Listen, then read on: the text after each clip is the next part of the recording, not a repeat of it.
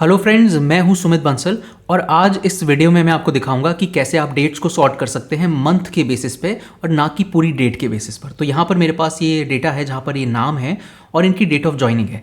अब अगर इस डेटा को मैं सॉर्ट करता हूँ जो ऑलरेडी सॉर्टेड है पहले से, पर अगर इस डेटा को मैं सॉर्ट करता हूँ तो ये ऐसे ही दिखेगा जैसा ये अभी है, जहाँ पे पहले वो 1995 की डेट देगा, फिर 97 की देगा, फिर 1999 की देगा, चाहे जो भी मंथ हो, क्योंकि 95 पहले आया है फिर 97 आया है। अब इस केस में मैं नहीं चाहता कि ये ईयर के बेसिस पे सॉर्ट करे, मैं चाहता हूँ ये मंथ के बेसिस पे सॉर्ट करे कि सारी जो जनवरी की डेट्स हैं, चाहे जो भी ईयर हो, जो जनवरी की डेट्स हैं वो एक साथ आ जाए, जो फरवरी की डेट्स हैं वो एक साथ आ जाएं। तो मैं नॉर्मल सॉर्टिंग नहीं कर सकता, तो इस केस में मुझे इसको चेंज करना पड़ेगा। तो यहाँ पर मैं आपको दिखाऊंगा दो तरीके से करने के। पहले हम यूज़ करेंगे एक फंक्शन है सॉर्ट बाय फंक्शन, पर पहले सॉर्ट बाय दिखाने से पहले मैं आपको लॉजिक बता देता हूँ। तो यहाँ पर मुझे सॉर्टिंग का क्राइटेरिया निकालना पड़ेगा जिसमें कि ईयर ना हो। जैसे अभी तो यहाँ पर सॉर्टिंग के क्राइटेरिया में ये पूरी डेट है, तो इस डेट को मैं चेंज करके ऐसा करूँगा कि मैं ईयर हटा दूंगा और सिर्फ मंथ और डे की वैल्यू रख लूँगा। तो यहाँ पर मैं बना देता हूँ इसको। तो हम यूज़ करेंगे टेक्स्ट फंक्शन। टेक्स्ट फंक्शन में हम ये पूरा डेटा सेलेक्ट कर लेंगे और टेक्स्ट फंक्शन क्या करता है, वैल्यूज़ को लेके जो भी आप फॉर्मेट स्पेसिफाई करेंगे उस फॉर्मेट में आपको रिजल्ट दे देता है। तो यहाँ पे जो फॉर्मेट मैं चाहता हूँ वो होगा MMDD, यानी मैं चाहता हूँ कि पहले मुझे मंथ की वैल्यू मिले, अगर जनवरी है तो 01, अगर फरवरी है तो 02, और उसके बाद डेट मिले। तो अगर मान लीजिए कि मेरे पास दो डेट्स हैं, 1 जनवरी और 15 जनवरी, तो ये मुझे पहले देगा 0101 और 0115। तो उससे ये सॉर्टिंग सही करेगा, पहले मंथ के बेसिस पे करेगा और फिर डे के बेसिस पे करेगा। तो यही मुझे चाहिए। तो अगर अभी इसको यहाँ पर मैं एंटर करता हूँ तो देखिए इसने मुझे यहाँ दिया 0315, यानी कि मार्च, 03 जो है वो मार्च है और 15 डे है 15 ऑफ मार्च। इसी तरह इसने मुझे यहाँ 0822, जहाँ पे 08 अगस्त है और 22 जो है वो 22 अगस्त है। तो अब इसको मैं यूज़ कर सकता हूँ सॉर्टिंग के लिए। तो चलिए इस फॉर्मूला को मैं कॉपी कर लेता हूँ। तो ये मेरा फॉर्मूला नहीं है, मेरा फॉर्मूला तो जो एक्चुअली होगा वो सॉर्ट बाय से शुरू होगा। सॉर्ट बाय में मुझे पहले बताना है वो एरे जो मुझे सॉर्ट करना है, तो वो ये एरे हो जाएगा। और फिर मुझे सॉर्टिंग क्राइटेरिया बताना है कि किस एरे के बेसिस पे मैं सॉर्ट करना चाहता हूँ। यहाँ पे मैं अपना वो टेक्स्ट फंक्शन जो मैंने अभी बनाया था उसको यूज़ करूँगा। तो ये A2 to B16 को सॉर्ट करेगा और सॉर्टिंग के लिए ये वाली जो वैल्यूज़ आई थी मंथ और डे की, ये इनको यूज़ करेगा। अब अगर आप स्पेसिफाई नहीं करेंगे तो ये बाय डिफ़ॉल्ट असेंडिंग ऑर्डर में ही सॉर्ट करता है, पर आप चाहें तो अगर आपको डिसेंडिंग में चाहिए तो आप तीसरा आर्ग्यूमेंट है उसको भी यहाँ पर स्पेसिफाई कर सकते हैं, -1। तो यहाँ पर मुझे असेंडिंग में ही चाहिए तो मैं रहने दूंगा, मैं नहीं स्पेसिफाई करूँगा लास्ट आर्ग्यूमेंट। और अब जब मैं एंटर करता हूँ तो इसने मुझे देखिए ये डेटा दे दिया है, पर ये डेटा भी सही फॉर्मेट में नहीं है क्योंकि ये जो डेट्स हैं ये नंबर्स की तरह दी हुई हैं। अब ये इसलिए है क्योंकि एक्सेल में डेट्स होती हैं, ये जो टाइम होता है वो नंबर की तरह ही स्टोर्ड होता है बैकएंड में। तो ये सही है, आपको बस इसका फॉर्मेटिंग चेंज करनी है। तो फॉर्मेटिंग चेंज करने के लिए या तो हम यहीं आ सकते हैं होम टैब में, और यहाँ नंबर ग्रुप में हमारे पास ये ड्रॉप डाउन होता है जहाँ पे आप या तो शॉर्ट डेट या लॉन्ग डेट इसमें से कोई एक चूज़ कर सकते हैं। तो मान लीजिए मैंने कि यहाँ पर लॉन्ग डेट चूज़ कर लिया, तो आप देख सकते हैं कि इसने इसको डेट को फॉर्मेट कर दिया है। बैकएंड में तो ये नंबर ही है पर आपको दिख रहा है अभी एक डेट की तरह। और देखिए ये सॉर्टिंग अब सही है। पहली दो वैल्यूज़ मेरे पास जनवरी हैं, फिर फरवरी है, फिर मार्च है, और जनवरी के अंदर भी पहले 8 जनवरी है, फिर 16 जनवरी है, क्योंकि हमने जो क्राइटेरिया यूज़ किया था टेक्स्ट फंक्शन में वो MMDD था। तो पहले इसने मंथ के बेसिस पे सॉर्ट किया, फिर मंथ के अंदर डेट्स के बेसिस पे सॉर्ट कर दिया है।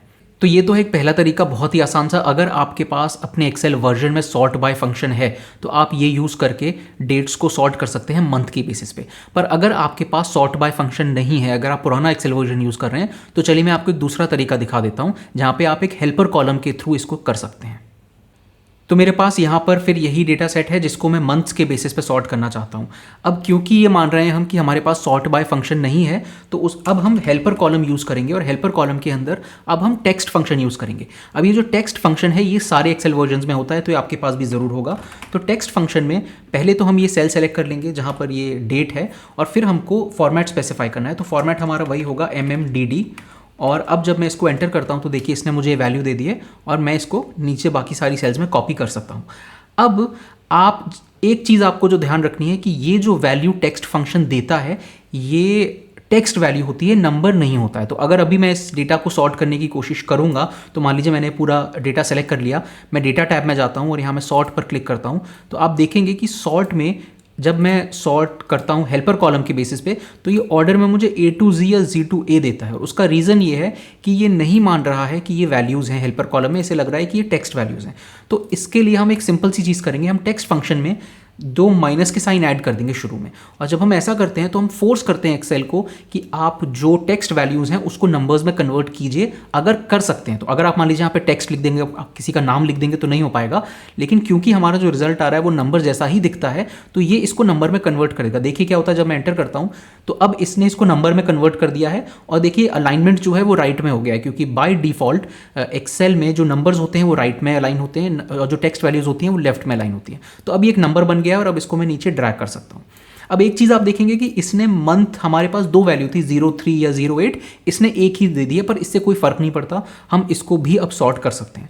तो अब ये पूरा डेटा मैं सेलेक्ट कर लूँगा, डेटा टैब में जाऊँगा और यहाँ पर मेरे पास ये सॉर्ट का ऑप्शन है और यहाँ पर मैं सॉर्ट बाय में चूज़ कर लूँगा हेल्पर, क्योंकि हेल्पर के बेसिस पे मैं इसको सॉर्ट करना चाहता हूँ। ये वाला एक ऑप्शन होता है माई डेटा हैज़ हेडर्स, ये मोस्ट केसेस में बाय डिफ़ॉल्ट चेक्ड होता है और हमको ये चेक रखना है क्योंकि हमारा जो डेटा है उसमें हेडर्स हैं। अगर आप किसी डेटा सेट के साथ काम कर रहे हैं जहाँ हेडर्स नहीं है तो आप इसको अनचेक कर दीजिए। और यहाँ पे आप देखिए अब ऑर्डर चेंज हो गया, स्मॉलेस्ट टू लार्जेस्ट और लार्जेस्ट टू स्मॉलेस्ट हो गया, जो पहले हमें नहीं दिखा रहा था, पहले वो A to Z और Z to A दिखा रहा था। तो यहाँ हम स्मॉलेस्ट टू लार्जेस्ट अगर सेलेक्ट करते हैं और ओके करते हैं तो देखिए अब मेरा डेटा सॉर्ट हो गया। यहाँ पर मेरे पास जनवरी है, फिर फरवरी, फिर मार्च की डेट्स हैं, फिर अप्रैल, फिर मई, जून की हैं। तो अब देख सकते हैं आप कि सही मंथ के बेसिस पे है, चाहे ईयर की वैल्यू कोई भी हो। तो पहले 1999 है, फिर 2019 आ रहा है, फिर 2009 आ रहा है। तो ईयर को वो इग्नोर कर रहा है, वो सिर्फ मंथ और डे के बेसिस पे सॉर्ट कर रहा है। एक बार जब आपकी सॉर्टिंग हो गई है तो आप अब इस हेल्पर कॉलम को डिलीट कर सकते हैं और अगर आप चाहें तो आप इसको हाइड कर सकते हैं, आप इसको रख सकते हैं। अगर आपको वापस अब सॉर्ट करना है जो आपका ओरिजिनल सॉर्ट ऑर्डर था तो उस केस में आप Ctrl+Z दबा दीजिए, या फिर आप एक टेक्निक यूज़ कर सकते हैं जब आप अपना डेटा सॉर्ट करना शुरू करें और आप चाहें कि मान लीजिए आपको ओरिजिनल जो डेटा है ये हो सकता है बाद में कभी वापस चाहिए हो, तो या तो इसका बैकअप बना लीजिए या एक कॉलम इंसर्ट करके यहाँ पे आप सीरियल नंबर्स लिख लीजिए। तो आप यहाँ पे 1 2 3 करके लिख लीजिए। तो अब ये होगा कि ये सीरियल नंबर अगर आपको कभी सॉर्ट करना हो और वापस डेटा चाहिए हुआ तो आप सीरियल नंबर के बेसिस पे सॉर्ट कर लीजिए, और अगर आपको सॉर्ट करके मंथ के बेसिस पे चाहिए तो आप हेल्पर कॉलम।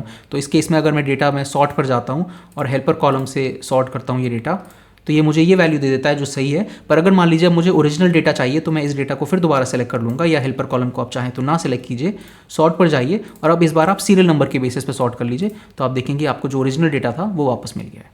तो ये दो तरीके हैं जो आप यूज़ कर सकते हैं जब आपको डेटा सॉर्ट करना हो मंथ्स के बेसिस पे, ना कि पूरी डेट के बेसिस पे। इस वीडियो में इतना ही, उम्मीद है आपको ये पसंद आया होगा। अगर आपको ये वीडियोस अच्छे लग रहे हैं तो प्लीज़ इस चैनल को सब्सक्राइब कीजिए और इस वीडियो को लाइक कीजिए। मैं बहुत सारे ऐसे एक्सेल के वीडियोस बनाता रहता हूँ, तो अगली बार जब मैं वीडियो बनाऊंगा तो आपके पास नोटिफिकेशन आ जाएगा। मिलते हैं अगले वीडियो में।